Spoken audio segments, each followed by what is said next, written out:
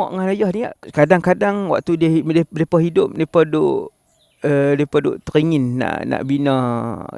Dia sebut kat kita, kata, kalau ada duit nak buat telaga satu kat orang susah, belah-belah Afrika, belah-belah Burundi, belah Uganda kan, nak buat telaga untuk orang-orang kampung situ minum.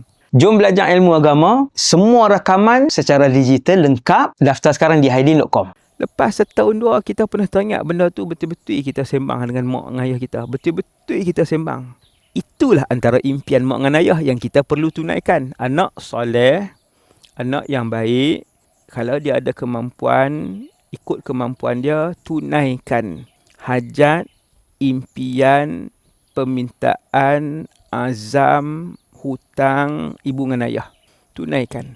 Kalau mak dengan ayah ada hutang, kita himpun adik-beradik, sebulan seorang RM30, ada 5 beradik, RM100.5 bayar. Bayar hutang tu. Ya Allah. Jom belajar ilmu agama, semua rakaman secara digital lengkap. Daftar sekarang di haidin.com. Kami nak bayar hutang mak ayah kami RM10,000, RM15,000 ni. Tapi sikit-sikit. Sebulan RM100.5, setahun dah nak dekat RM2,000 lebih kurang. InsyaAllah habis. 6-7 tahun habis, insyaAllah.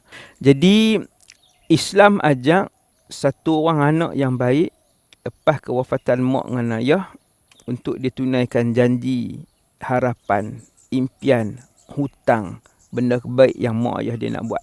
Ataupun mak dengan ayah tak buat haji dan umrah lagi yang wajib. Belum pernah kerjakan haji dan umrah, maka anak-anak yang ada duit, yang ada kemampuan, buat haji badal untuk ibu dan ayah yang telah meninggal dunia. Jom belajar ilmu agama, semua rakaman secara digital lengkap. Daftar sekarang di haidin.com.